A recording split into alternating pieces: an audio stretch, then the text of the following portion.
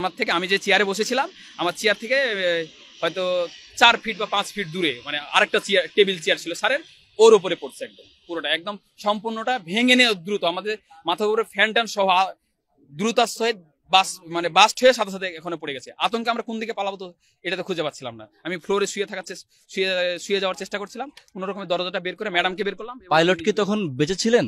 আমি ওটাতে খেয়াল করিনি, ওখানে আমি বুঝতেই পারিনি যে ওটা পাইলট ছিল।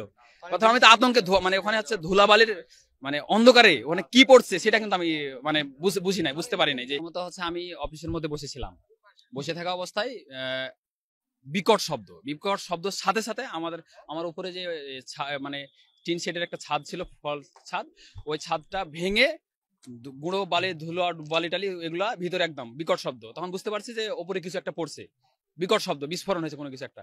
ভয়ে আতঙ্কে কোন দিকে দরজা কোন দিকে কি এটা খুঁজে পাচ্ছিলাম না। কোন রকমে বের হলাম, বের হয়ে আবার উপর দিকে তাকাচ্ছি, দেখছি এখানে কোনো কিছু নাই। পরে ডান দিকে তাকাচ্ছি, দেখছি যে ওখানে আগুন জ্বলতেছে। হ্যাঁ, পরে দেখে দিকে ঘুরে আসলাম, ওখানে বিমান পড়ছে। ওখানে আমি বের হয়ে আসার সঙ্গে সঙ্গে রাস্তা আছে, রাস্তা থেকে সিঁড়ি থেকে নামছি, সিঁড়ি থেকে নেমে দেখতেছি একটা ডেড বডি। ওখানে ওটা সম্ভবত গার্ডিয়ান বা হয়তো টিচার মানে বড় মানুষের ডেড বডি, মস্তিষ্কের অর্ধেক নাই। প্লাস হচ্ছে তারপরে হচ্ছে একটা বাচ্চা, তার বাচ্চার একটা ডেড বডি। তারপরে হচ্ছে যে ওই বিমানের তো তখন আগুন অলরেডি জ্বলে, ঠিক আছে। তখন হচ্ছে যে এই মানে ওটা যে গেটের সাইডে হচ্ছে যে ওইটা বিমানটা ইয়ে হয়েছে। তো ওই ধোঁয়া এবং আগুনের গেট দিয়ে বের হওয়ার কোনো সুযোগ নাই।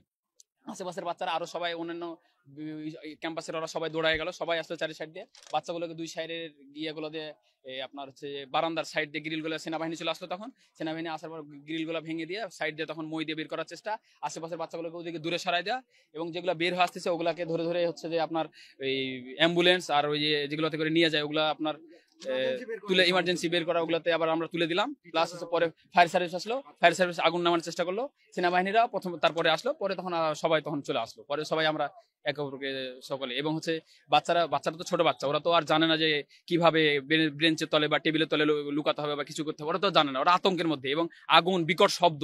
আমি তো হচ্ছি কলেজ সেকশনের টিচার, ওটা কিন্তু প্রিপারেটরি শাখা, তখন কিন্তু কলেজে মানে ছুটি হয়ে গেছে।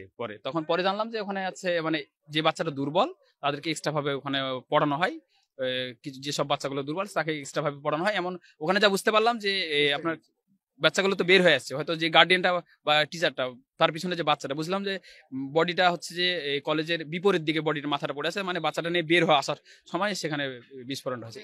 এই জিনিসগুলো চোখের সামনে সবচেয়ে বেশি পাইলে। আমার রুমে যেটা পরে যখন আমার রুমে এই জিনিসটা ঘটলো, বিকট শব্দ এবং ছাদটা ভেঙে পড়ছে, তখন তো আমি আতঙ্কে ওখান থেকে বের হয়ে আসছি। বের হয়ে যখন ওখানে পরে তখন আমার স্পোর্টসের স্যারকে আমি বললাম, স্যার আমাদের ছাদের উপরে কি বিমানের কোনো অংশ পড়ছে? ওখানে ছাদটা ভেঙে গেছে, আপনি যা দেখেন। স্যার এসে দেখছে যে প্যারাশুট পড়ে আছে, তখন দেখছে এখানে পাইলট। প্রায় তখন ধরেন যে 20 মিনিট হয়ে গেছে। আমি যদি আগে বুঝতে পারতাম যে এখানে আপনার পাইলট পড়ছে, তাহলে তো আমি হয়তো অন্যান্য সবাইকে ইনফর্ম করতাম যে ওখানে একজন আছে, বাঁচানোর চেষ্টা। আমি তো আতঙ্কে ওখান থেকে বের হয়ে আসছি, ধোঁয়ার মানে ধোঁয়া না আপনার ধুলার বের হয়ে আসছে। আমি এবং আরেকটা ম্যাডাম ছিল, বের হয়ে আসছি। তারপরে ওখানে তো যায়নি। পরে যখন আমার স্যারকে বললাম, স্যার ওখানে কি পড়ছে দেখেন। পরে স্যার দেখলো যে ওখানে প্যারাশুট আছে, তখন বিমান বাহিনী বা অন্য বাহিনীর একজনকে নিয়ে গিয়ে দেখছে ওখানে পাইলট আছে। পরে তখন প্রায় 20 মিনিট হয়ে গেছে, কিন্তু আমি তো বুঝতে পারিনি যে ওখানে পাইলট পড়ছে বা কিছু একটা পড়ে। আমি প্রথমে ভাবছিলাম যে মানে কিছু একটা আমার অফিসের উপরে পড়ছে, পরে বের হয়ে দেখছি যে না, ওটা প্রিপেটারের উপরে পড়ছে। তাহলে এখানে কি পড়ছে? পরে তখন এটা স্যাররা গিয়ে তখন দেখছে, বিমান বাহিনীর সদস্যরা গিয়ে তখন দেখছি এখানে পাইলট পড়ছে।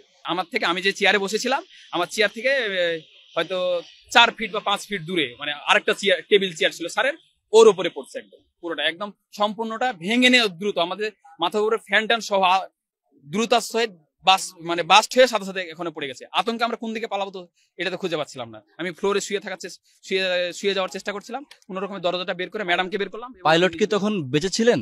আমি ওটাতে খেয়াল করিনি, ওখানে আমি বুঝতেই পারিনি যে ওটা পাইলট ছিল। প্রথমে আমি তো আতঙ্কে মানে ওখানে হচ্ছে ধুলাবালির মানে অন্ধকারে ওখানে কি পড়ছে সেটা কিন্তু আমি মানে বুঝি নাই, বুঝতে পারি নাই। যে আমি যখন দেখি তখন হচ্ছে অলরেডি ওখান থেকে বের করে এই বারান্দায় নিয়ে চলে আসছিল। তখন হচ্ছে যে ওনার সেনা সদস্যরা বলছে তার পালস ছিল, দ্রুত এখানে আমাদের হেলিকপ্টার ছিল কলেজ মাঠে, হেলিকপ্টার দ্রুত তাকে উঠানো হলো, তারপর নিয়ে গেছে। তারপরে হয়তো সেখানে মারা গেছে কি রাস্তায় মারা গেছে সেটা বলতে পারি। অফিসের মধ্যে ছিলাম, কোন দিক থেকে আসছে এটা তো দেখতে পাই না। আমার উপরে একটা বিকট শব্দ, আতঙ্ক আমার মধ্যে এরকম।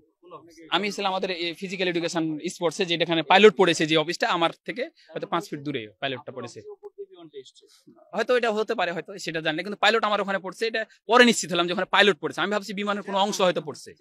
চেয়ার টিয়ার টেবিল টেবিল সহ একদম ভেঙে একদম পড়ে গেছে। আর পরে দেখলাম যে পাইলট যে চেয়ারে বসে থাকে, টেবিলটা অনেক ওজন, প্লাস হচ্ছে পরে দেখলাম যে আল্লাহ সৃষ্টিকর্তা হয়তো বাবা মায়ের দোয়া, সৃষ্টিকর্তার অশেষ রহমতে হয়তো বেঁচে গেছি, ম্যাডাম বেঁচে গেছে।